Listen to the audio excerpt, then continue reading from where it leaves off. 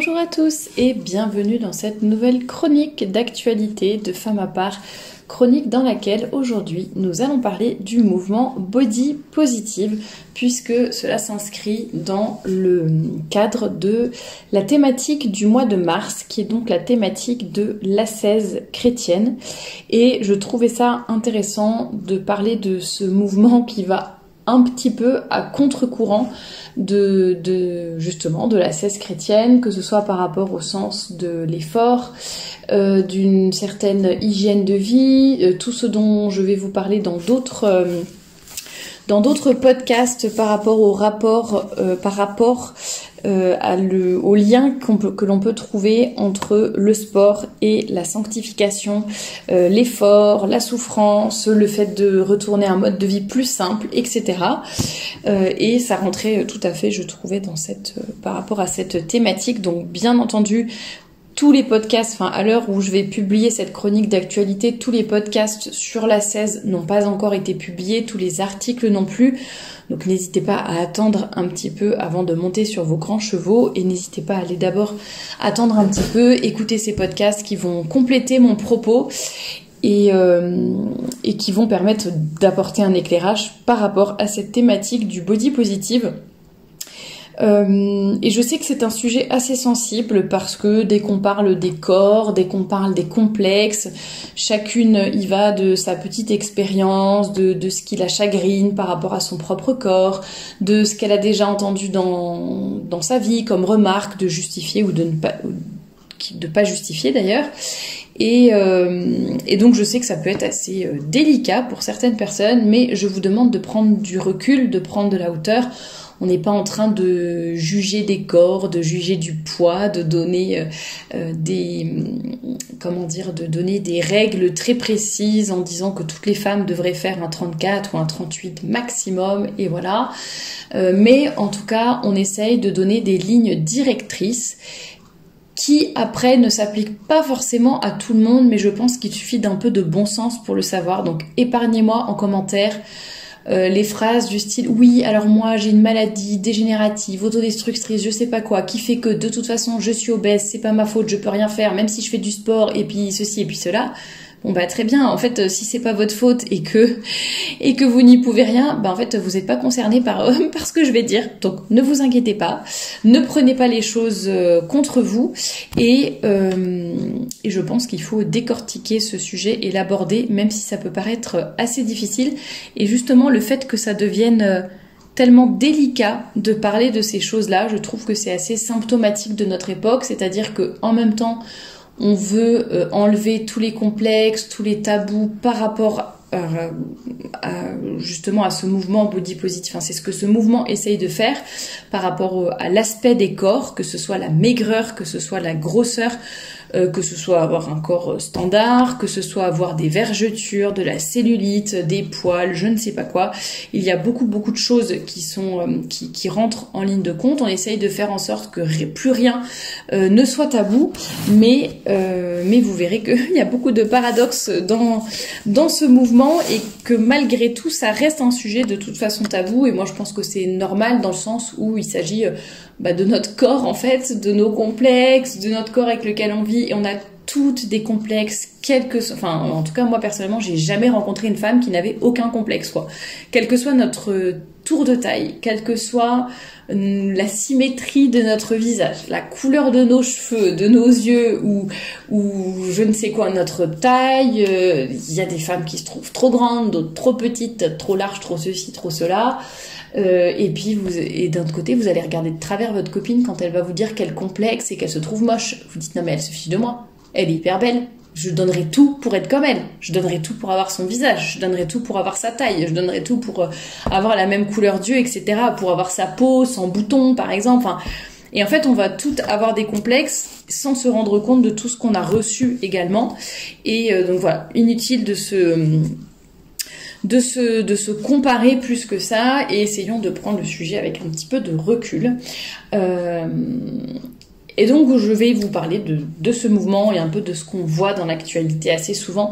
Donc normalement, le mouvement body positive, c'est un mouvement social qui prône l'acceptation des corps dits gros. Donc dits gros dans le sens où c'est la société qui les perçoit comme gros, comme c'est dit dans cet article, comprenant ici pesant plus de kilos que les standards sociétaux. Voilà. Donc déjà, une des premières choses de ce mouvement, c'est de considérer qu'il y a une construction sociale autour de ces kilos, enfin de ce qui serait défini comme une taille, un tour de taille acceptable, on va dire. Et donc ça apparaît très vite. Donc on a l'impression déjà dans ce mouvement qu'il n'y a aucun standard, qu'il n'y a objectivement aucune définition de ce que serait un corps sain, S-A-I-N. Voilà. Et donc l'article précise que le body positive, en fait, c'est pas seulement l'acceptation des corps gros, ça c'est ce qu'on croit en général quand on entend body positive, c'est surtout l'acceptation de tous les corps. Qu'ils soient gros, qu'ils soient maigres, qu'ils soient standard, qu'il soit avec des cicatrices, hein, c'est ce que dit l'article, des vergetures, des taches de rousseur, des varices, enfin voilà. Et pour mener à bien cet objectif, donc je vous lis l'article, hein, pour mener à bien cet objectif d'acceptation corporelle, le mouvement essaye d'inciter les femmes à poster sur les réseaux sociaux de plus en plus de photos naturelles, sans retouche de leur complexe, et donc sans filtre, hein, pareil. Le principe est de mettre en lumière tous les types de corps pour que ce qui était auparavant perçu comme une déformation ou un défaut soit maintenant perçu comme normal. Alors, je vais commencer par ce que je trouve positif dans ce mouvement, qui a le mot positif dans son nom. Ce qui me paraît positif, c'est effectivement le fait de dénoncer certains standards qui sont beaucoup trop extrêmes, les tailles 30, 32, les mannequins qui se font vomir et qui ont des troubles du comportement alimentaire, tout ça pour pouvoir être vraiment extrêmement maigres, défiler sur les podiums, toute cette image des femmes effectivement qu'on montre dans les médias, dans les magazines, sur les réseaux sociaux, qui sont très très maigres par exemple, et qui sont qui sont des standards la plupart du temps inatteignables. Après, on a chacune notre métabolisme. Il y a des femmes qui mangent rien et qui restent toutes fines, qui ont 10 enfants et qui restent toutes fines, et il y en a qui, malgré tous leurs efforts, ont un peu plus de forme en fait, sans pour autant dire qu'elles sont grosses ou qu'elles devraient faire un régime, loin de là. Mais je veux dire, on a chacune notre métabolisme. Donc moi, ce que je trouve positif, c'est un peu vraiment effectivement de proposer d'autres modèles de femmes, de dénoncer un peu ces standards, de dénoncer aussi tout ce qui est filtre à outrance, retouche Photoshop à outrance, etc. Je pense qu'effectivement, il est bon que les femmes comprennent, parce que comme je vous l'ai dit, on est sans arrêt en train de se comparer. Donc je pense qu'il est temps de comprendre que bon, dans la vraie vie, c'est une chose de se comparer, mais enfin, se comparer avec des femmes qui sont photoshopées, filtrées et compagnie sur les réseaux sociaux, voilà. Je pense que déjà, quand on se compare à nos copines, nos sœurs, etc., nos collègues, ça nous procure en général pas mal de complexes, parce que voilà, on a cette comparaison, on a cette tendance à toujours se diminuer, se voir plus moche qu'on ne l'est, et à voir les autres peut-être plus beaux qu'ils ne sont, enfin à les envier pour des choses qui nous paraissent extrêmement belles, alors que elles vont avoir exactement les mêmes complexes que nous. Donc ça, c'est plutôt pas mal de prôner plus de naturel, et surtout de se sortir de la tête qu'on peut, dans la vraie vie, ressembler à des femmes qui sont en réalité filtrées ou photoshopées, enfin retouchées. Donc ça, c'est une chose. Quelque chose que je trouve positif justement dans cette dénonciation, c'est aussi, parfois on voit des photos, bon avec des limites, mais j'en parlerai tout à l'heure, on voit certaines photos sur Instagram, la même femme qui prend la même photo à 1 minute d'écart, dans une pose tout à fait pas naturelle, c'est-à-dire elle s'étire, elle se cambre, elle met le pied en avant, la jambe en arrière, elle fait je sais pas quoi, enfin bref, toute une pose très très étudiée et qui fait que quand on la voit, on a l'impression qu'elle a les jambes hyper longues, qu'elle a des super formes, mais qu'elle a un ventre plat et ceci, cela. Et donc sans forcément de retouche ni de filtre, hein, mais juste avec la pose qu'elle prend. Et par contre, on se rend compte, et elle fait la même photo à 1 minute d'écart, en montrant finalement son vrai corps tel qu'il est, quand elle n'est pas en train de contracter les abdos, quand elle n'est pas en train de prendre une pose alambiquée, quand elle est juste debout, normale, dans la vraie vie. Et ça, je trouve que c'est intéressant aussi pour montrer qu'en fait, pour prouver, essayer de mettre en lumière le fait que finalement, sur les réseaux sociaux, certaines femmes c'est leur vrai corps, c'est-à-dire c'est pas retouché, l'image n'est pas retouchée, n'est pas filtrée. En revanche, tout l'effet de la pose, du jeu de lumière, etc., qui est pas du tout naturel, et en fait la montre sous un très bel angle, alors que dans la vraie vie, si elle se comporte normalement, qu'elle se tient normalement, finalement elle va beaucoup vous ressembler, quoi. Enfin, ressembler à vous, à moi, ça va être un corps tout à fait standard. Mais donc ça, je trouve ça intéressant de montrer qu'on peut jouer avec ça aussi. Qu'est-ce que j'avais noté d'autre? Et puis voilà, j'ai noté par rapport à la confiance en soi, parce que je pense que pour certaines femmes, ce mouvement permet effectivement de se décomplexer, comme je l'ai dit, en dénonçant les retouches, les filtres, en montrant des vrais corps, etc. On peut se dire, ah oui, non, mais en fait c'est normal qu'en postpartum, après accouchement, c'est normal que mon corps ressemble à ça. Toutes les femmes, même, je sais pas, moi je sais que par exemple c'est quelque chose qui me rassure parfois de me dire, mais attends, telle fille qui en fait est sportive de haut niveau, qui fait tous les jours des squats, de la gym, de la muscu, je sais pas quoi, et elle a quand même de la cellulite. Alors que c'est son métier, quoi. Elle est sportive professionnelle, elle fait ça tous les jours. Je me dis, bon bah voilà, elle a la cellulite malgré tous les efforts qu'elle fait. Donc oui, ça peut nous décomplexer un peu et te dire, ok, je me calme un petit peu, c'est normal que j'en ai, si j'arrive à la faire disparaître ou à la réduire un peu, tant mieux, mais voilà, ça fait partie de mon corps, c'est comme ça, c'est comme les vergetures, les cicatrices et d'autres choses. Donc je pense que pour certaines femmes, ça peut fonctionner, ça peut aider à prendre conscience que voilà, il y a les corps dans la vraie vie, il y a les corps dans les magazines et sur les réseaux sociaux. Voilà pour ce que j'ai trouvé d'assez positif, mais vous vous doutez bien que il y a évidemment beaucoup de choses très négatives par rapport à ce mouvement. Mais voilà, vous voyez bien que j'ai pas craché dessus et j'essaye de voir ce qui est bon à prendre aussi. Dans les limites, on va dire, ou les choses un peu négatives par rapport à ce mouvement, je trouve déjà qu'effectivement, il y a beaucoup de nudité, beaucoup de vulgarité et un manque d'intimité. En fait, on a l'impression que pour décomplexer les femmes, on est obligé de poster plein de photos de corps nus, que la seule solution, c'est de s'exhiber pour montrer que je m'assume avec, je sais pas, mes éventuelles rondeurs ou mes cicatrices ou mes vergetures ou je ne sais pas quoi. Bon, bah, je vais prendre des photos de moi en gros plan sur mes fesses avec mes vergetures, mes poils, ce que vous voulez, et on a l'impression que c'est ça qui va finalement faire que on accepte tous les corps et qui va apporter de l'eau au moulin de toutes ces personnes. Bon, moi je trouve qu'il y a certainement quand même peut-être d'autres façons de faire et en tout cas, bon, exhiber toujours tout sur la place publique comme ça et sans intimité, sans rien, je suis pas du tout pour ce genre de choses. Et aussi cette idée comme quoi il n'y a que à travers justement cette exhibitionnisme, ces photos que l'on peut atteindre l'objectif de décomplexer les femmes. Bon, je ne suis pas sûre. Après, c'est vrai que comme il y a en face énormément de photos très retouchées, très filtrées, ou alors de mannequins, etc., bon, on essaye en fait de faire de prendre le contre-pied, de mettre la balance un peu de l'autre côté, d'équilibrer la balance. Donc je comprends aussi la démarche. Mais bon, après ça c'est une réflexion plus générale sur ce qu'on voit vraiment partout à notre époque, mais toujours cette nudité, comme si la nudité, la vulgarité, etc.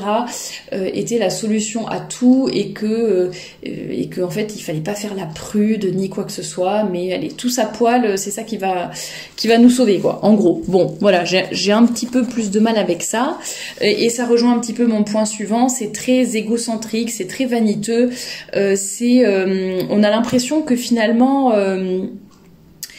il y a que le corps qui compte et c'est le plus important et vous voyez, ça donne déjà l'être humain de façon générale est assez égocentrique, etc.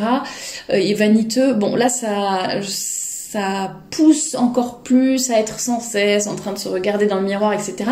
Ce qui est assez paradoxal parce qu'on pourrait se dire ce mouvement est là pour un peu, j'allais dire, éviter de penser tout le temps à son corps, à ses complexes, à les petits trucs qui nous chagrinent sur notre physique, etc., ou les gros trucs qui nous chagrinent. Bon, on peut avoir des complexes plus ou moins importants et qui nous mènent la vie plus ou moins dure. Ça peut être un petit complexe où de temps en temps on souffle et on se dit oh là là, qu'est-ce que ça me saoule d'être comme ça, ou ouais, j'aimerais bien avoir un nez un peu plus fin, ou j'en sais rien. Et il y a des complexes qui vraiment donnent des pensées suicidaires, font qu'on n'a plus du tout envie de sortir. Enfin, vous voyez, il y a différents degrés, quoi, j'allais dire, dans le complexe. Et du coup, j'ai perdu l'idée de ce que j'étais en train de dire. Bref, je vous parlais de la vanité et de l'égocentrisme, voilà, et on a l'impression que ce mouvement, au lieu de dire, oublie un peu ton corps, quoi. Enfin, il n'y a pas que ça dans la vie. Travaille sur ce que tu peux travailler. Le reste, voilà, enfin, t'as d'autres choses, t'as d'autres atouts, t'as aussi ton intelligence, ton tel ou tel talent, enfin voilà. Et là, on a l'impression que non, le but, c'est vraiment d'exhiber son corps en permanence. Et comme j'ai dit tout à l'heure, voilà, montrer nos poils, notre cellulite et je sais pas quoi. Et c'est ça qui est le plus important dans la vie. Mais en fait, on peut aussi ne pas montrer notre corps, quoi. Et ne pas être en train de parler de ça tout le temps en permanence. Et ça rejoint un peu aussi mon point sur l'intimité. Enfin, il y a des choses aussi qui doivent rester un peu, alors je vais pas dire dans la sphère privée, dans le sens où notre corps, voilà, il est public aussi, entre guillemets. Enfin, c'est aussi la façade, l'enveloppe que l'on va montrer, qui est visuelle, que les autres peuvent voir de nous, avant de voir notre âme. Mais ça doit pas être ça qui est le centre. C'est comme un peu pour nos vêtements, c'est-à-dire que oui, c'est important, bien sûr, le vêtement est presque la prolongation de notre cœur, de notre âme, de notre esprit, mais ça n'en est que la prolongation et la partie visible. S'il y a rien à l'intérieur et qu'on est creux, enfin, on aura beau être ultra élégante, hyper à la mode et je sais pas quoi, enfin bon, si à l'intérieur on se comporte comme une peste et qu'on manque de charité et qu'on a une vie de patachon, ça sert à rien d'avoir des beaux vêtements. Vous voyez ce que je veux dire? Bon, voilà pour ce que je pouvais vous dire. Et puis bien évidemment, il y a aussi le fait que c'est un peu du coup la culture de je ne fais pas d'efforts. En fait, je m'accepte tel que je suis et je n'ai jamais. Alors, ce qui a un côté positif, je suis bien d'accord avec ça. Souvent, on se fait des complexes pour rien, donc je suis d'accord que il faudrait qu'il y ait beaucoup plus de femmes qui se disent je m'accepte tel que je suis. Mais dans certains cas, ça pousse un peu à la paresse et à ne pas faire d'efforts, que ce soit pour les kilos en trop, que ce soit pour je sais pas la beauté, quoi, en général. Je n'importe quoi, je suis complexée par mes cheveux ou hop. Ah non, je veux m'accepter telle que je suis, donc je vais plus jamais me brosser les cheveux, plus jamais me faire de shampoing. De toute façon, je m'en fiche, les gens ils ont qu'à m'accepter comme je suis. Bon, je prends un exemple un petit peu extrême, mais vous voyez ce que je veux dire comme raisonnement. Et pareil pour les kilos en trop, j'ai 30 kilos en trop, on s'en fiche, je m'accepte comme je suis. Puis c'est vrai que c'est beaucoup plus facile de dire je m'accepte comme je suis, plutôt que de se dire je vais me remettre au sport, ou je vais essayer de moins manger si c'est ça la cause de mon surpoids. Donc effectivement, ça c'est pas bon. Et puis effectivement, avant-dernier point, mais qui me paraît assez important, c'est la santé. Je trouve que ce mouvement n'est pas assez équilibré dans le sens par rapport à la santé. C'est-à-dire que je pense qu'effectivement on devrait essayer de décomplexer les femmes, mais en même temps leur dire, voilà, si t'as la main, si tu peux intervenir et si c'est des choses que tu peux changer, change-les et essaye si c'est meilleur pour ta santé. Donc si par exemple t'es obèse, être obèse, je suis désolée, ça n'est pas un signe de bonne santé. Et pour ceux qui me disent oui mais moi j'ai une maladie qui fait que je peux pas perdre du poids, justement vous êtes en mauvaise santé. Alors si vous ne pouvez pas le changer, perdre du poids ni quoi que ce soit, ça c'est autre chose. Mais en attendant, il faut arrêter de clamer partout, sur tous les toits, crier que l'obésité, être obèse, c'est la même chose que faire une taille 42. Non, je suis désolée, c'est pas la même chose. Et être obèse, tous les assureurs vous le diront, tous les médecins vous le diront, être obèse, c'est pas du tout un signe de bonne santé. Après, il y a des pertes de poids qui dépendent de nous, d'autres qui, malheureusement, contre lesquelles on ne peut rien. Parfois, on a des traitements, parfois, on a des problèmes de thyroïde qui font que, on aura beau manger une feuille de salade et courir 40 km par jour, ça ne changera rien et on n'arrivera pas à perdre de poids, mais ça c'est autre chose, ça n'est pas mon propos. Moi je suis juste en train de dire l'obésité ne devrait pas être considérée comme la santé, tout simplement. C'est un fait, c'est comme ça. Et ça, je trouve qu'avec le mouvement body positive, parfois il y a quand même des confusions. On induit un petit peu les femmes en erreur et on a presque envie de leur dire vas-y, ne change pas, de toute façon tout est bien, tout est équivalent. Et ça rejoint mon dernier point, c'est que tout se vaut. Le beau c'est le moche c'est le beau, l'obésité c'est la santé, la taille standard c'est pas bien parce que ça complexe trop les femmes qui sont en surpoids ou qui sont maigres. On a l'impression qu'on veut niveler par le bas et que c'est ça, c'est comme d'habitude, tout s'équivaut. Et idem pour la beauté, c'est-à-dire que bon là je parlais un peu de la santé plutôt, mais au niveau de la beauté c'est un peu pareil, c'est-à-dire que donc justement ça c'est, je crois que c'est dans l'article que voilà, c'est le titre de l'article que j'étais en train de vous lire au début avec la définition, c'est le titre c'est tous les corps sont beaux. Entre guillemets, le mouvement body positive, qu'est-ce que c'est? Et non, tous les corps sont pas forcément beaux. Je suis désolée de le dire. Il y en a qui vont dire comment vous pouvez dire ça?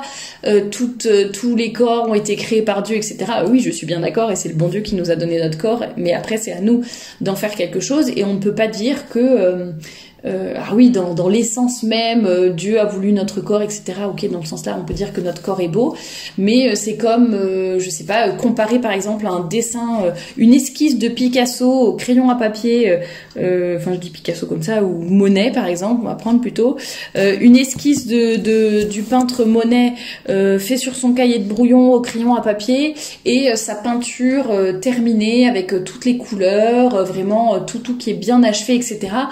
Bon d'accord, le petit dessin sur le cahier de brouillon, c'est du Monet aussi. Bon, en attendant, il y a quand même une différence entre le petit dessin fait vite fait au crayon à papier et la belle peinture toute terminée.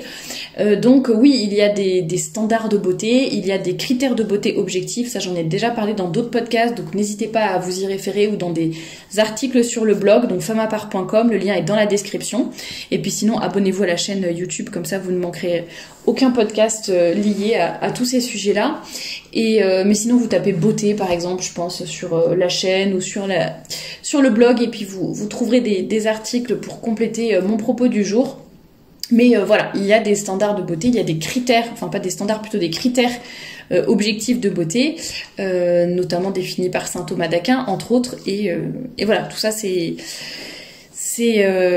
comme ça, c'est la vie, oui, la vérité, la vie est discriminante. Bon, bah voilà, c'est comme ça. Mais tout ça pour dire que tout ne se vaut pas, qu'on n'est pas obligé de toujours niveler par le bas, de toujours dire qu'il n'y a pas de hiérarchie, qu'il n'y a pas de... Voilà, alors je suis pas en train de dire, bon, il faut mettre une hiérarchie entre les femmes, il faut dire que telle femme est moche, telle femme est belle, tel corps c'est bien, tel autre corps c'est pas acceptable. C'est pas ce que je suis en train de dire, parce qu'il y a plein de corps différents, de formes différentes, etc. Et c'est très bien comme ça, et ça fait une grande diversité. La diversité est à la mode, n'est-ce pas? Mais ce que je veux dire, c'est que n'essayons pas pour autant de niveler par le bas et d'essayer de dire que tout se vaut, qu'il n'y a aucun critère objectif, que ce soit pour la santé, la beauté, etc. Et qu'est-ce que je voulais vous dire d'autre? Je voulais vous parler peut-être de certains paradoxes par rapport à ce mouvement. Moi, je trouve qu'il n'y a pas grand-chose qui change. On en parle tout le temps. Est-ce qu'il y a beaucoup de choses qui changent dans les magazines, dans les médias, etc.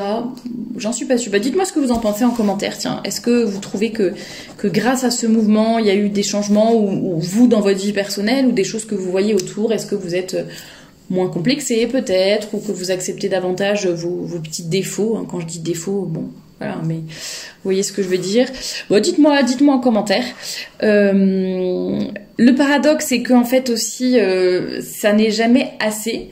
Donc là, on voit à la fin de cet article, justement, on dit, on devrait pas appeler le mouvement body positive, mais body neutrality. Parce qu'en fait, body positive, cela impose une charge mentale et une pression sociale ne permettant pas d'avoir des difficultés avec son corps. Donc c'est comme si il y a certaines personnes qui disent, à force de nous matraquer avec le body positive, on a l'impression qu'on n'a pas le droit d'avoir de complexe, qu'on n'a pas le droit de ne pas avoir confiance en soi à cause de son physique, et qu'on est obligé de s'accepter quoi qu'il arrive. Et ça met une charge mentale et une pression sociale. Donc vous voyez, c'est toujours le paradoxe de ce genre de mouvement où, en fait, quand on va jusqu'au bout, on a l'impression que quoi qu'il arrive, ça n'ira pas, et quoi qu'on fasse, il y aura une pression mentale pour les femmes, qu'on leur dise de s'accepter telles qu'elles sont, ou peu importe. Donc bon, comme je le dis souvent, il s'agit d'une question d'équilibre. Donc à la fois, il faut se prendre en main et faire des efforts et agir sur les choses, les domaines sur lesquels on peut agir, où on peut avoir une influence sur tel ou tel aspect ou partie de notre corps, tant mieux.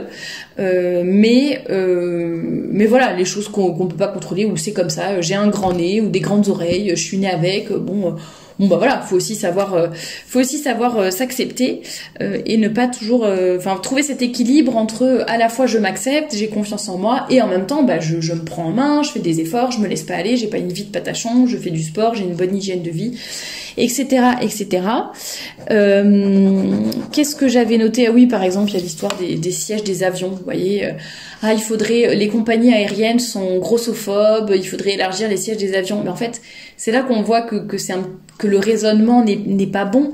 C'est qu'en fait, on ne va pas adapter, c'est-à-dire que tout ce qui est fait, que ce soit les sièges de bus, je sais pas, plein de choses comme ça dans la vie, sont faites en fait pour la plupart des gens.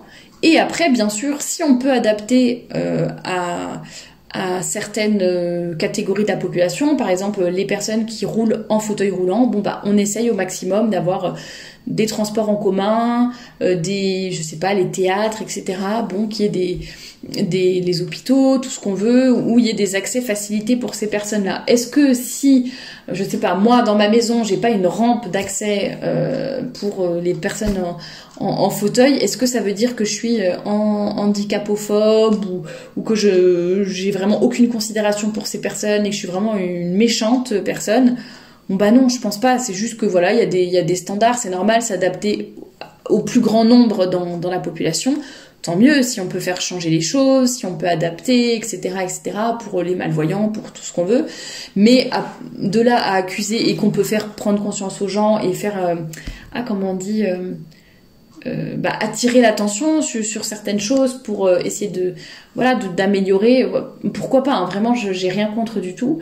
De là à dire que les personnes sont grossophobes ou sont contre les personnes handicapées, bon, je pense que c'est un petit peu exagéré.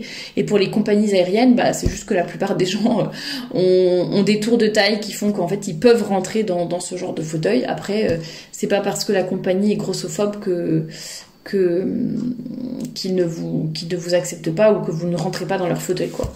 Tout simplement.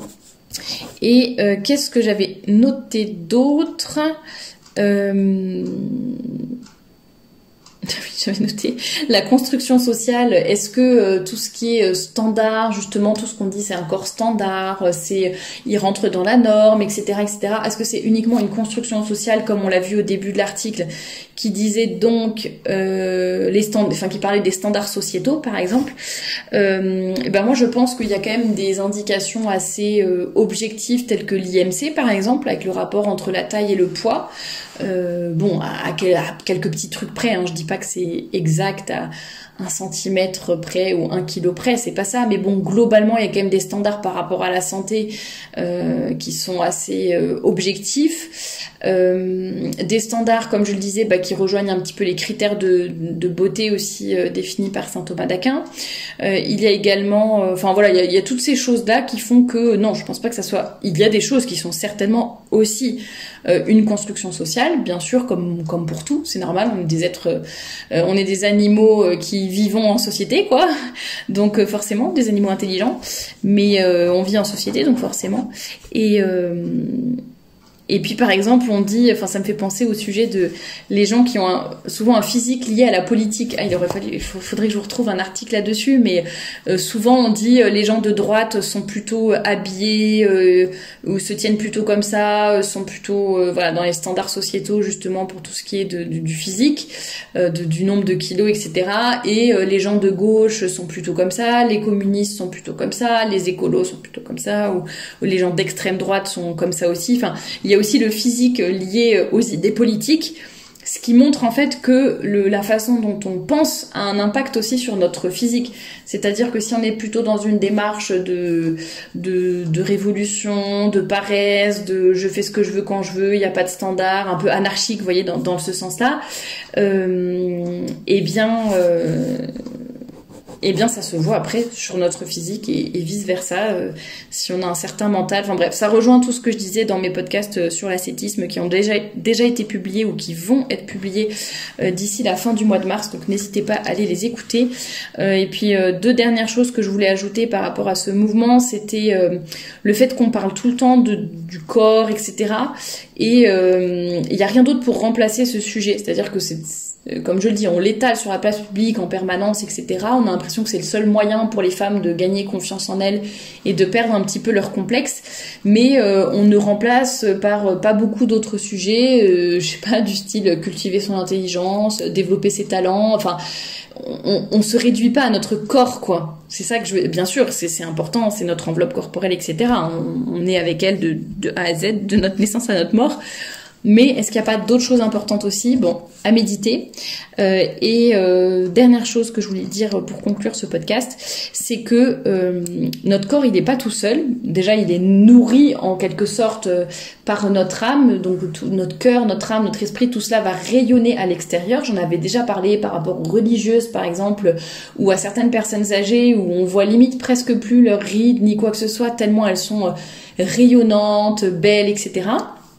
Et il y a aussi notre vêtement qui va venir habiller ce corps, qui peut aider à perdre certains complexes quand on s'habille par rapport à notre morphologie, par exemple. Quand on arrête de porter des jeans moulants, des leggings, justement à travers lesquels on voit notre cellulite, par exemple. Voilà, essayons de nous habiller en fonction de notre corps pour le mettre en valeur. Et je vous assure que en robe, on se sent beaucoup plus belle et beaucoup moins complexée qu'en jean moulant, par exemple. Et donc voilà, il faut pas prendre le corps comme si c'était une petite enveloppe à part entière toute seule, mais voilà, il faut comprendre que notre corps c'est un ensemble, il vit aussi avec notre âme, notre esprit, notre cœur, les vêtements, notre sourire, notre attitude, la façon dont on se tient, etc. Voilà, j'espère que ça vous aura donné quelques pistes de réflexion par rapport à cette thématique du body positive. Et juste pour terminer, il y avait cet extrait d'un article de Mademoiselle qui parlait des personnes grosses en disant pourquoi les gros sont considérés comme des fainéants dépourvus de volonté. Eh bien, la réponse dans un des podcasts justement sur l'ascèse chrétienne, le rapport entre aussi la pratique du sport et l'ascèse chrétienne. Je vous invite à écouter ces podcasts parce que ça répondra notamment à cette question précise. À très bientôt pour un nouveau podcast.